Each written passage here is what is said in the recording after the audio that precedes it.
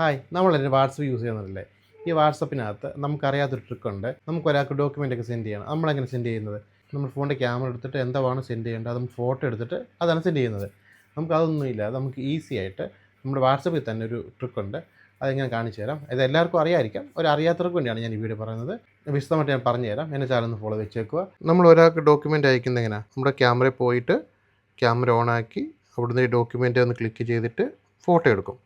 Photo എടുത്ത് കഴിയുമ്പോൾ ഈ ഫോട്ടോ ഓൺ ആക്കിയിട്ട് അല്ലെങ്കിൽ ഷെയർ ചെയ്യും, അല്ലെങ്കിൽ നമ്മുടെ വാട്സപ്പിൽ പോയിട്ട് പ്ലസ് ഐക്കൺ കൊടുത്തിട്ട് നമ്മൾ ഫോട്ടോ എടുത്ത് ഫോട്ടോ സെൻഡ് ചെയ്യുകയാണ്. ഇങ്ങനെയാണ് നോർമൽ നമ്മൾ അയക്കുന്നത്. നമ്മൾ ഈ പ്ലസ് ഐക്കൺ ക്ലിക്ക് ചെയ്തിട്ട് നമ്മുടെ ഈ ഡോക്യുമെൻ്റ് ക്ലിക്ക് ചെയ്യുക. എന്നിട്ട് ഈ സ്കാൻ ഡോക്യുമെൻ്റ് ഓപ്പൺ ചെയ്തിട്ട് എന്നിട്ട് നമ്മൾ എന്തുവാണ് സ്കാൻ ചെയ്തതുകൊണ്ട് ഇങ്ങനെ വെക്കുക. തന്നെ ഓട്ടോമാറ്റിക്കായിട്ട് സ്കാൻ ചെയ്തത് ഫോട്ടോ ആവും.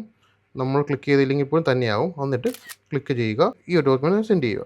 നേരെ PDF ആയിട്ട് അത് ആർക്കാണ് അയക്കേണ്ടത് അവർക്ക് കിട്ടുന്നതാണ്. ഇത്രേ ഉള്ളൂ. സിമ്പിളായിട്ടൊരു ട്രിക്കാണ്. ഈസി ആയിട്ട് നമുക്ക് സെൻഡ് ചെയ്ത് കൊടുക്കാൻ പറ്റും.